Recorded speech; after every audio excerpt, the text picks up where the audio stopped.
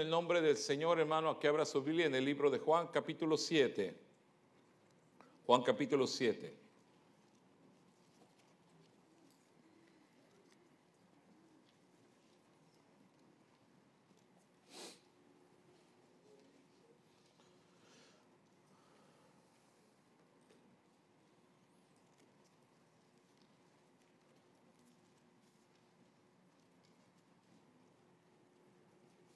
¿Ya lo tienen, mis hermanos? Gloria a Dios, gloria a Dios. Veo a algunos muy serios esta mañana. Yo creo que están cansados o no les dieron de desayunar. Están bien. Voltea a su derecha y a su izquierda, dile, sonríe, Cristo te ama. Y si no se sonríe, hágale cosquillas o algo, ¿ah? Dígale, sonríe, Cristo te ama. Qué bueno, se ven mejor, se ven mucho más guapos sonrientes, ¿ah? Mucho más guapos. Bueno, algunos ni sonrientes, ¿verdad? Hay que decir la verdad. Hay uno que otro por ahí que ni sonriente.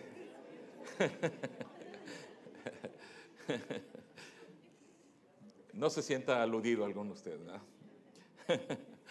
Gloria sea al Señor. Juan capítulo 7, ¿lo tienen, mis hermanos?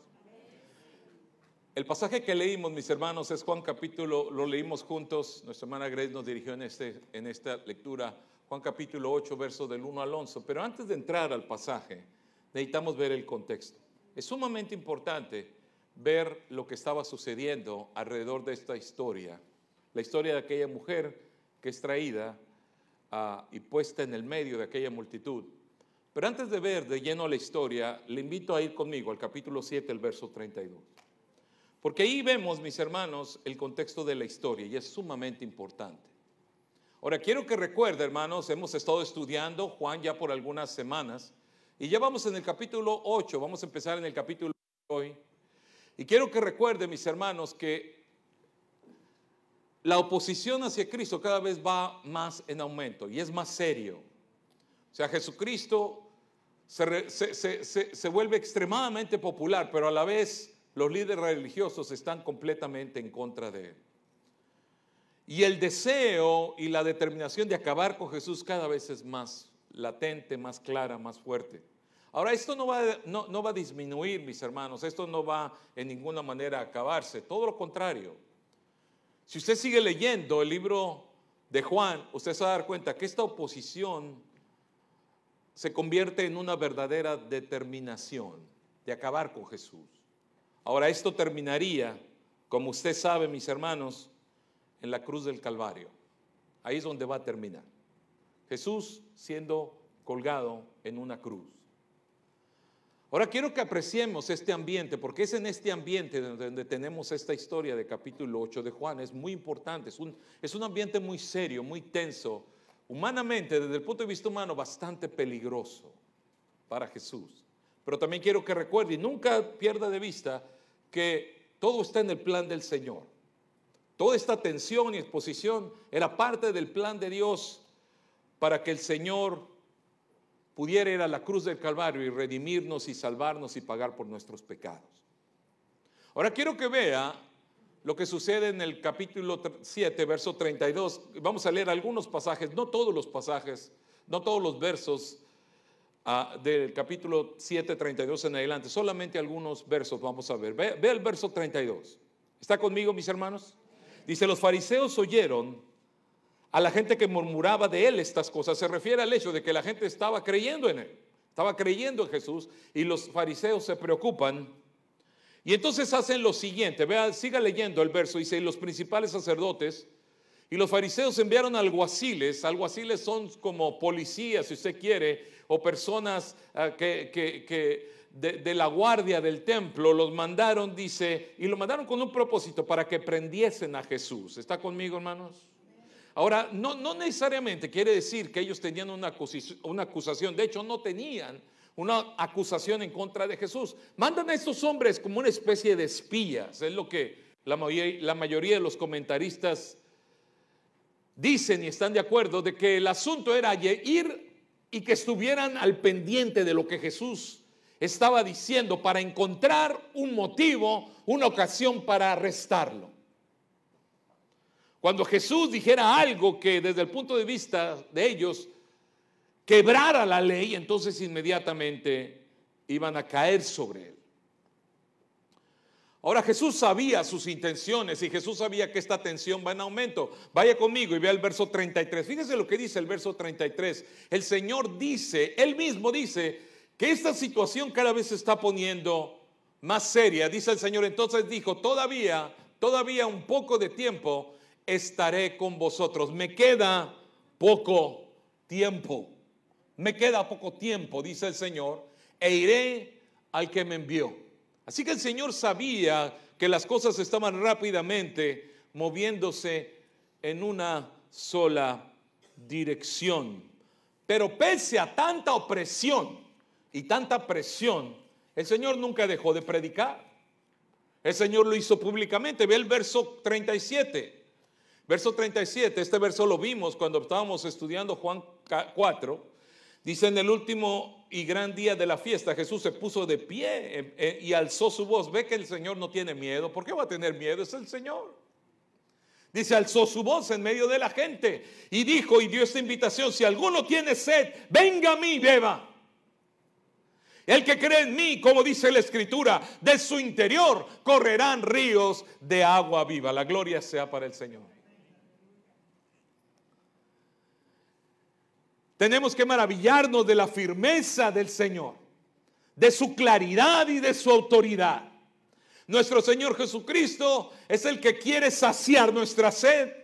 No solo sacia la sed de nuestro corazón, la sequedad de nuestro corazón, sino que dice que el que cree en Él, de su interior ríos de agua viva van a fluir.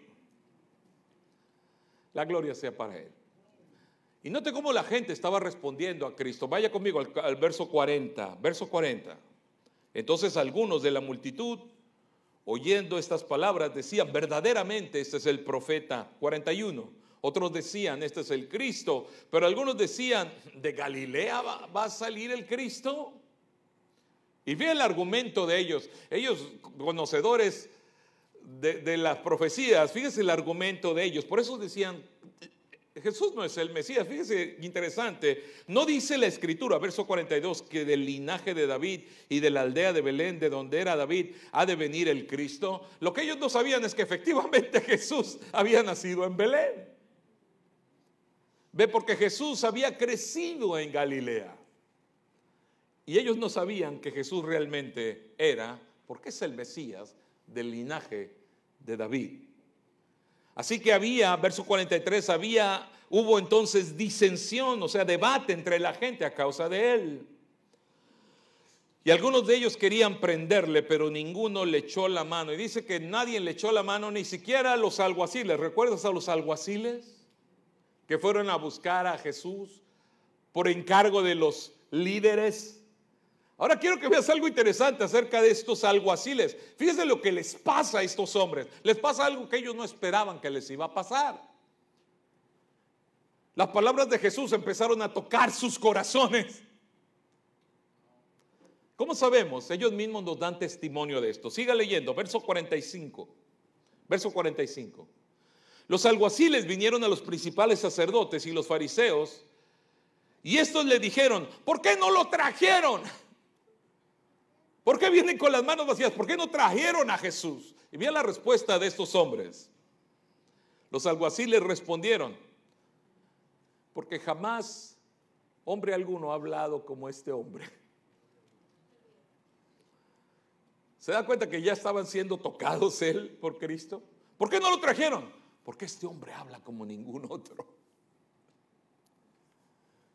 Aquellos líderes se enojaron con estos hombres, se enfurecieron con ellos. ¿Cómo era posible que aún la gente que ellos habían mandado estaba siendo impactada por el mensaje de Jesús? Y los reprenden por eso. Ve el verso 47. Verso 47 dice, entonces los fariseos le respondieron, ¿también ustedes han sido engañados? No habían sido engañados, sus ojos se estaban abriendo. Sus ojos estaban siendo abiertos. Y luego dicen algo muy interesante estos líderes, estos fariseos. Nota el verso 48. Pongan mucha atención en lo que dicen. Están enojados, recuerden, están enojados y dicen, ¿acaso ha creído en él alguno de los gobernantes o de los fariseos? Y verso 47, 49, muy fuerte el verso 49. Mas esta gente que no sabe la ley, maldita es. Lo que están diciendo, de los fariseos nadie ha creído en ese hombre. Y los que lo hacen es porque no saben la ley, porque son ignorantes. Y esa gente merece maldición. Qué gran arrogancia, mis hermanos. Qué gran arrogancia. Qué gran odio. Pero también qué gran ignorancia. Estos hombres están mostrando su ignorancia. Porque no sabían que ahí en la mesa, sentado con ellos, estaba un hombre que había ido de noche a Jesús. ¿Recuerdas ese hombre? Y ahí calladito. Y cuando aquellos hombres con orgullo dicen, ninguno de nosotros ha creído en él. Ahí sentado en la mesa estaba Nicodemo. Tal vez Nicodemo dijo, ups. Nicodemo había recibido el mensaje de vida eterna, mi hermano. Y en su corazón ardía ese mensaje. No está listo para públicamente confesar a Jesús todavía. Eso lo va a hacer más tarde. Más tarde en la historia. Pero Nicodemo, su corazón ha sido ya tocado por Jesús. Al igual que los alguaciles, también había por lo menos uno más, Nicodemo, que había sido tocado por Jesús. Y Nicodemo trata de defender a Jesús. ¿Quiere verlo? Vaya conmigo al verso 50.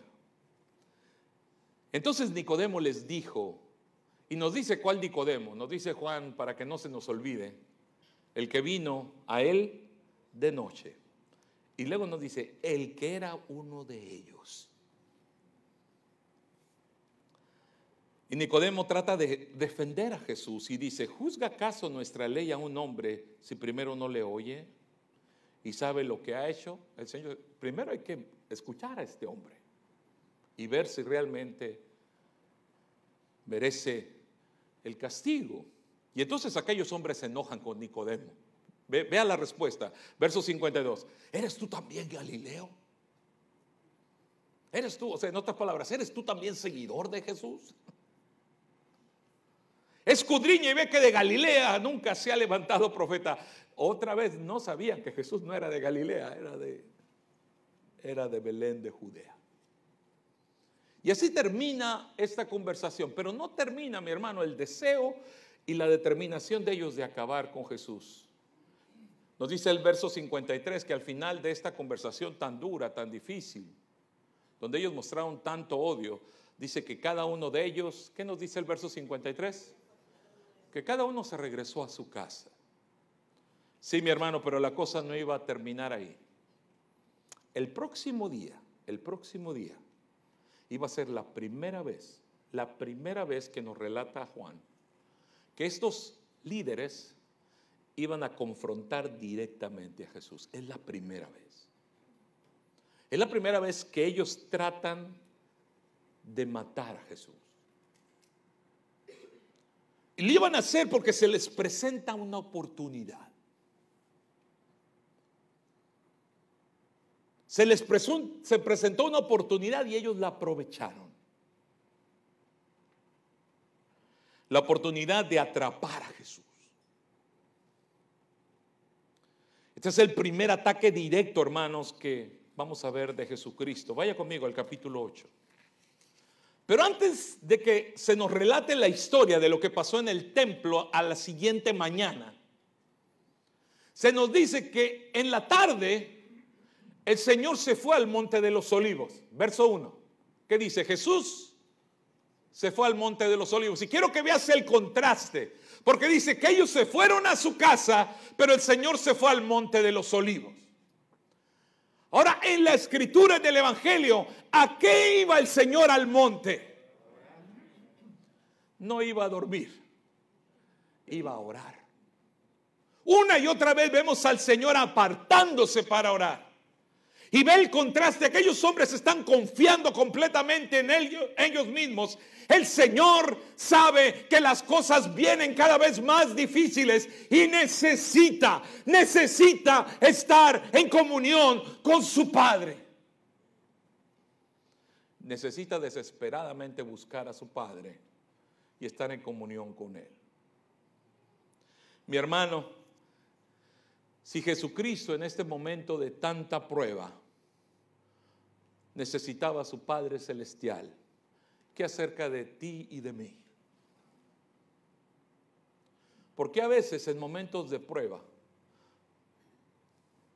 pensamos que no necesitamos buscar al Señor. ¿Por qué a veces solamente le buscamos cuando tenemos el agua hasta el cuello y no le buscamos constantemente? ¿Por qué si nuestro Señor tenía ese anhelo, ese deseo? A veces somos como los fariseos, que mejor nos gusta estar en nuestra casa y no pasamos tiempo con Dios.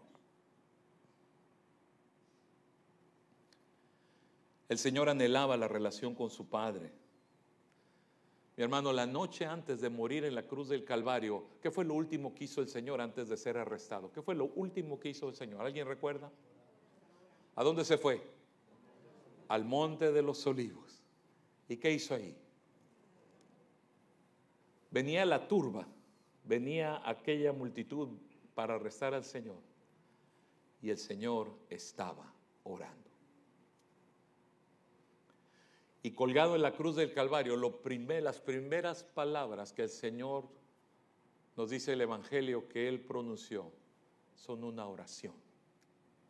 Y las últimas palabras que el Señor dijo también: Padre, en tus manos encomiendo mi espíritu. Así que aquellos hombres se fueron a su casa, pero el Señor se fue al monte, porque venía una prueba grande. Verso 2, vaya conmigo al verso 2.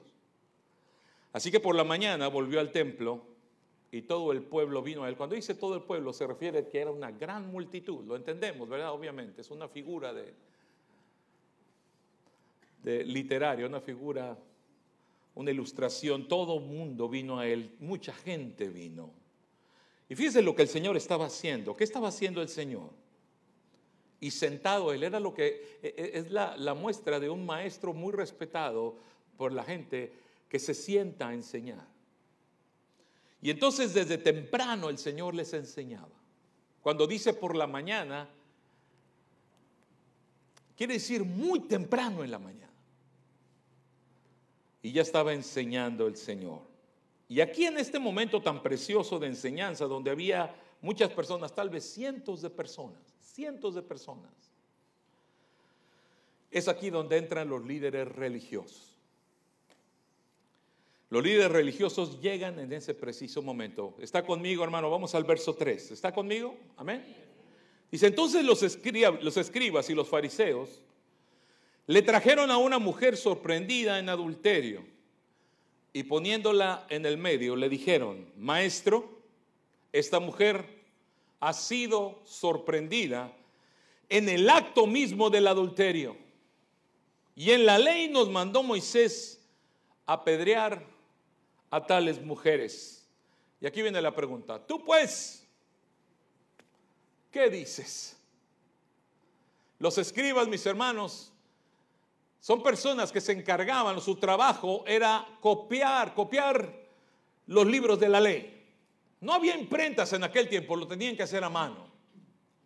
Así que ellos copiaban y eran entrenados desde niños para hacer esto. Pero en la época de Jesús, los escribas eran más que los que copiaban las escrituras. Los escribas también eran considerados verdaderos conocedores de la ley. Eran los especialistas en el texto de la ley. En otras palabras, si tú tenías alguna pregunta de interpretación de la ley, ibas con un escriba. Eran los comentaristas. Eran personas que enseñaban la Biblia o la Torá palabra por palabra. lo que llamamos hoy de manera exegética. Eran rígidos en su interpretación de las Escrituras. Y la mayoría de ellos, o muchos de ellos, eran miembros de la secta de los fariseos.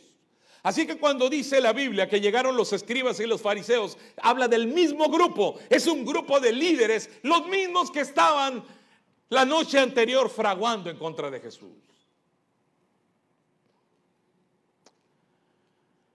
Llegan ahí con intenciones claramente oscuras. ¿Cómo estos líderes encontraron a esta mujer? ¿Dónde la encontraron? No tenemos la menor idea. Tal vez sido traída por alguien al templo para ser juzgada. El lenguaje, hermano, en este pasaje sugiere, el griego original, sugiere que aquella mujer era una mujer casada, o por lo menos una joven comprometida para casarse. No sabemos las circunstancias en que este hecho había sucedido. Lo que sí sabemos es que ahora vemos a una mujer siendo arrastrada, humillada y puesta en el centro donde hay cientos de personas. Y es literalmente tirada en el medio de esta multitud. Ahora, mis hermanos, la acusación contra aquella mujer no es una acusación falsa. Jesucristo nunca dice que es una acusación falsa. De hecho, todo lo contrario. La historia nos muestra claramente que esta mujer había cometido este error. Había cometido este pecado. Y ahora era traída, y fue traída sola. Y ahora está en medio de aquella plaza, en el templo, siendo utilizada por estos hombres que realmente no tienen ningún interés en la pureza de la ley. No tienen ningún interés en la santidad de Dios, obviamente.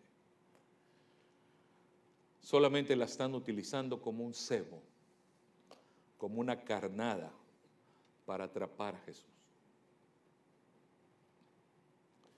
Quiero que note la hipocresía. Cuando ellos llegan, le dicen a Jesús, maestro. Como si realmente tuvieran algún tipo de respeto a Jesús, ¿verdad? ¿Usted cree que tenían algún tipo de respeto? Lo querían matar, hermanos. Y no solamente eso, sino que le preguntan acerca de la ley. ¿Qué no eran ellos los escribas? Los intérpretes de la ley. La gente venía a ellos a preguntarles. Es más, Jesús no es miembro del Sanedrín. Jesús no podía juzgar a nadie, oficialmente hablando. Le aseguro una cosa, nadie ahí, de los cientos de personas que estaban ahí, nadie supuso que las intenciones de aquellas personas eran buenas. ¿Verdad que es cierto?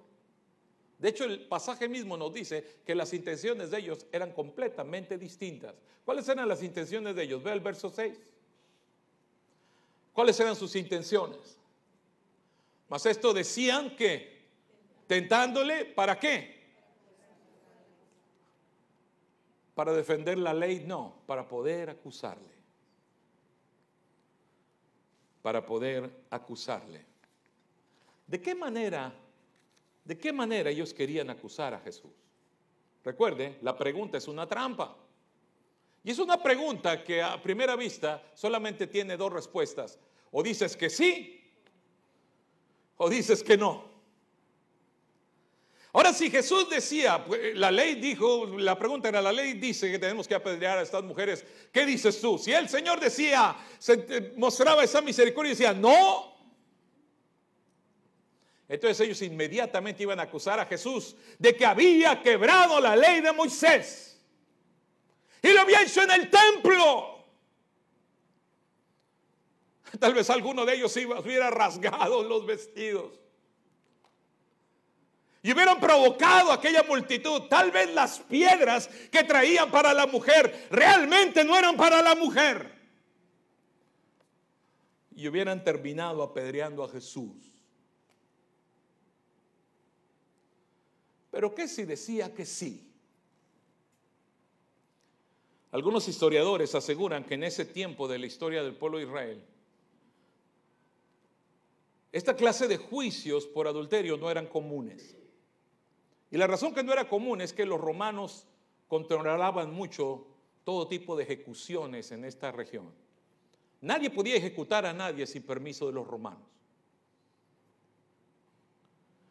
Así que si Jesús decía que sí, le aseguro que lo que ellos hubieran hecho era inmediatamente alborotar a la multitud para que inmediatamente apedrearan a esa mujer. Los linchamientos no eran poco comunes, eran comunes, hermano. ¿Recuerda lo que le pasó a Esteban? Lo que le pasó a Pablo en Listra. Y cuando los romanos preguntaran acerca de cómo aquella mujer había muerto, ellos inmediatamente iban a acusar a Jesús. Este hombre fue el que dijo que lo hicieran. Y los romanos arrestarían a Jesús y probablemente lo ejecutarían. Así que era una trampa. Desde el punto de vista de ellos era una trampa perfecta. No había salida. Y mira lo que hacía el Señor mientras ellos hacen la pregunta. ¿Qué es lo que hacía el Señor? Ve el verso. ¿Qué es lo que el Señor estaba haciendo, mis hermanos?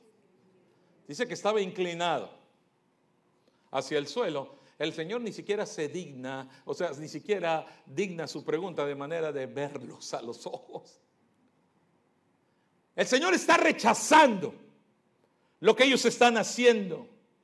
La actitud de Jesús es de rechazo hacia las acciones de aquellos hombres. Jesús ve que tan negro es su corazón y en ningún momento, mi hermano, el Señor está haciendo excusas o minimiza el pecado de aquella mujer. Lo que establece y lo que va a establecer el Señor, que la mujer no era la única pecadora en aquel lugar. No era la única que había ofendido al Señor con su pecado. Más adelante vamos a ver que nos dice la Escritura que aquellos hombres van a ser acusados por su propia conciencia. Otra cosa importante que tenemos que mencionar es que dice que el Señor se inclinó y estaba escribiendo. ¿Qué dice? ¿Cómo estaba escribiendo? ¿En tierra con qué? Con su dedo. ¿Sabe que en la Biblia hay solamente 2 otras ocasiones donde se nos dice que alguien escribió con el dedo? La primera está en Éxodo 31. ¿Alguien recuerda eso?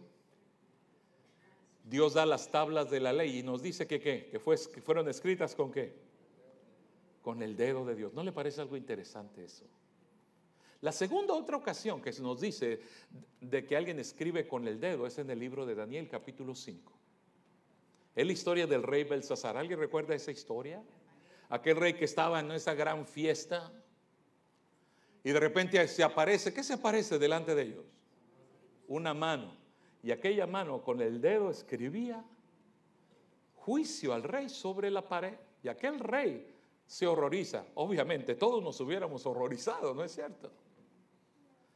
Y manda a traer a Daniel. Lo interesante es que cuando viene Daniel, esto es lo que le dice Daniel al rey, que aquella mano había sido enviada de la misma presencia de Dios.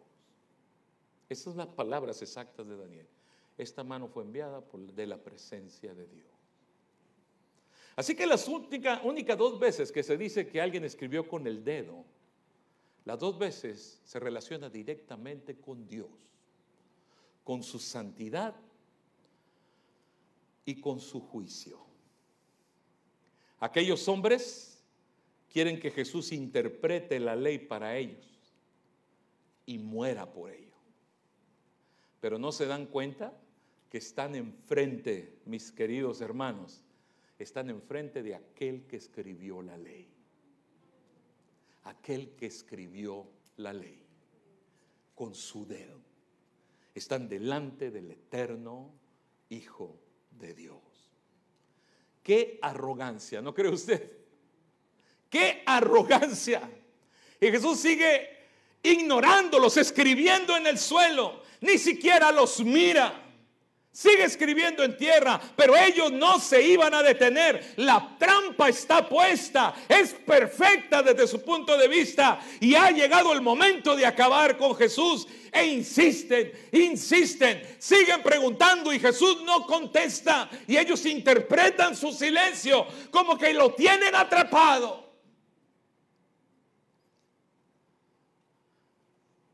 Y siguieron insistiendo, y entonces el Señor responde. Ve el verso 7, dice: y como insistieron en preguntarle, entonces el Señor se enderezó y los vio. Qué poderosa ha de ser la mirada de nuestro Señor, amén. Dice la Biblia que Juan, cuando lo vio en el Apocalipsis, cayó como muerto a sus pies.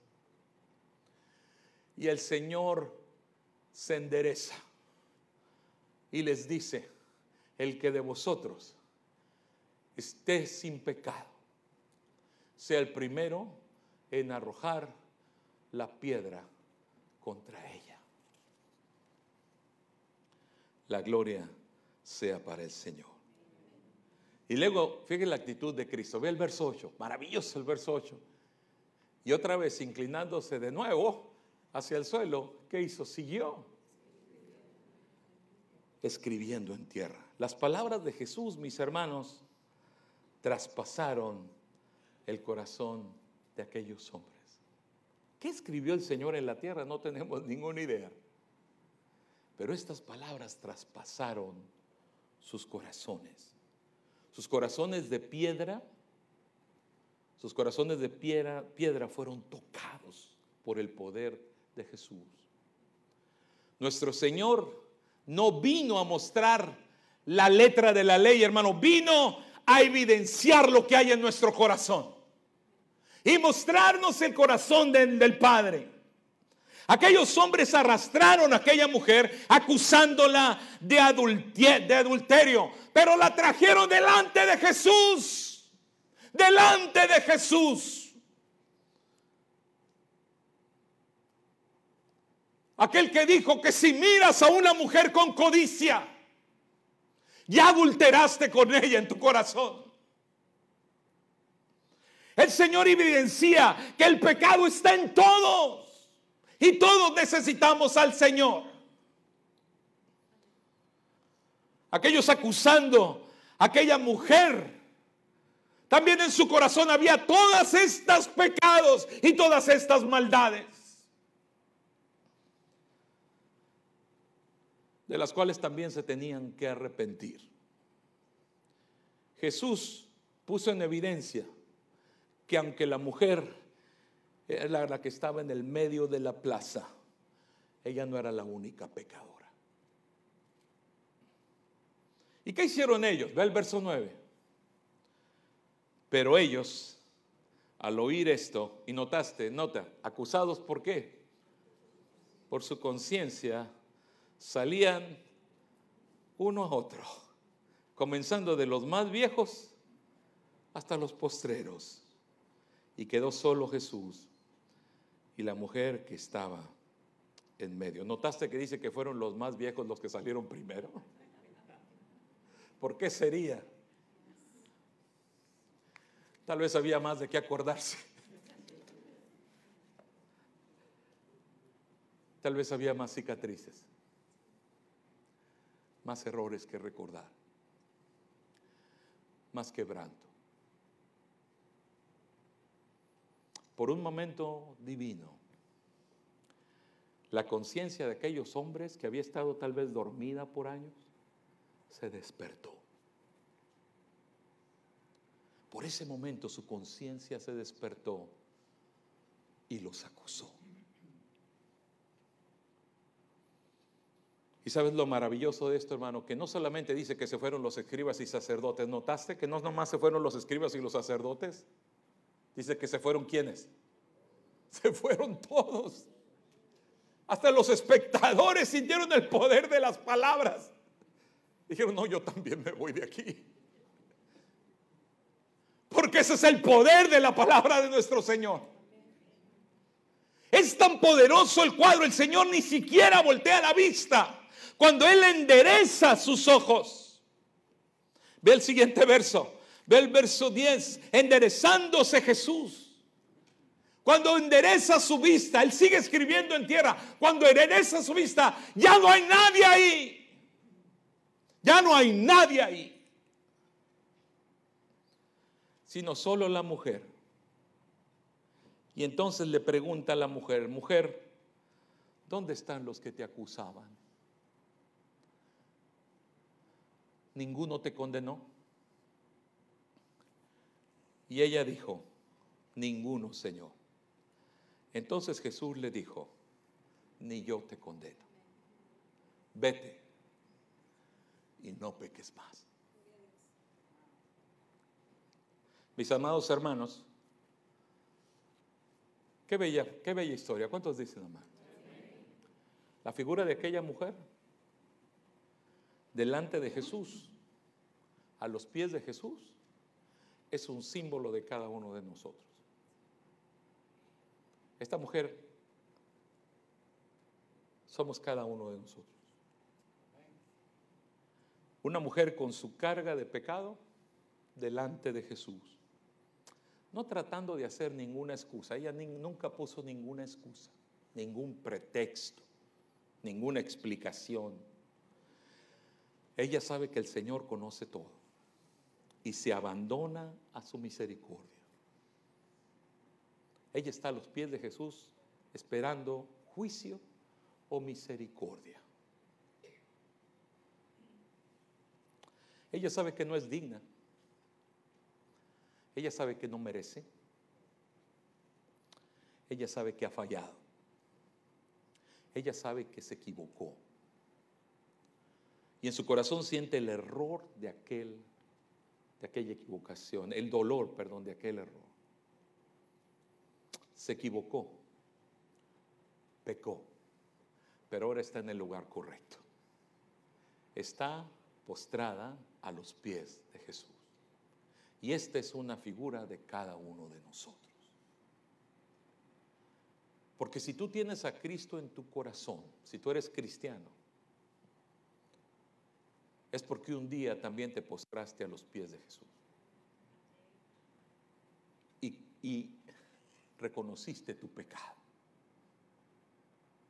Y reconociste que necesitabas de Él. Y reconociste que estabas delante de aquel que es digno de tirar la piedra. Aquel que es digno de dar juicio. Pero el Señor no tiró la piedra, mi hermano. Ni yo te condeno, le dijo a la mujer. Es más, el Señor no tiró la piedra en contra de nosotros. Él tomó nuestro lugar. Semanas después, mi hermano, semanas después, en medio de otra multitud, en el medio no va a estar la mujer, va a estar Jesucristo siendo juzgado. Y no le va a tocar la piedra, le va a tocar el látigo romano y la cruz. Y nadie lo va a detener. Porque Él tomó nuestro lugar, mi hermano. Porque esta historia es de misericordia. Y también es de perdón. De perdón. Aquella mujer en aquel día fue perdonada. Y fue transformada por el poder del Señor. Igual que te pasó a ti. Igual que te puede pasar a ti si no, tú no has aceptado a Cristo como tu Salvador personal. Aquel día aquella mujer recibió perdón. El mismo perdón que tú has recibido. Si has venido a Cristo, has sido perdonado. ¿Cuántos saben que has sido perdonado? Hemos sido perdonados. El Señor perdonó tus pecados. El Señor perdonó tus pecados. Y hermanos, a veces nosotros no nos sentimos perdonados. Es verdad. Hay gente que lucha con recuerdos del pasado. ¿Y sabe por qué es eso? Porque vemos en la Biblia que el Señor nos ha perdonado, pero a veces nosotros no nos perdonamos a nosotros mismos.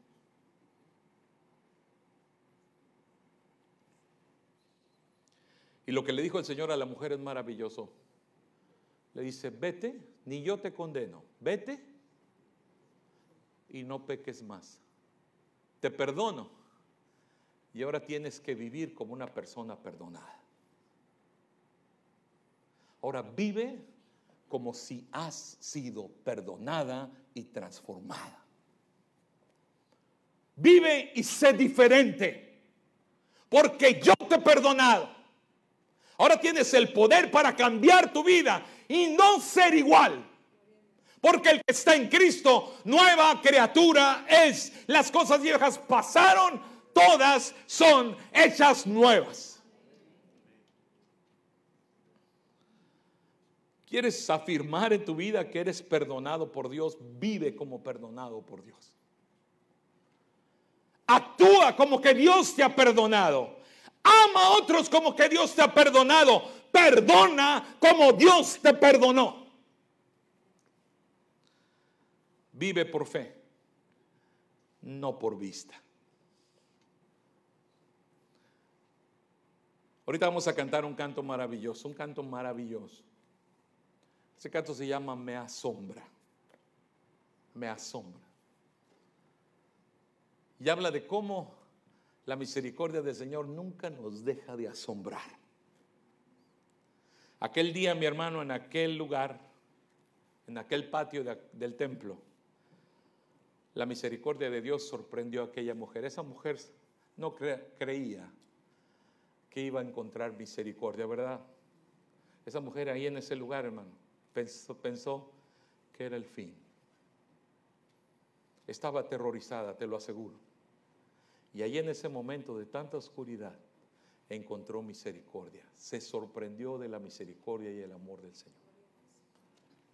Y al igual nosotros, hermanos, jamás nos podemos dejar de asombrar de la grande misericordia de nuestro Dios. Inclina tu rostro, vamos a orar.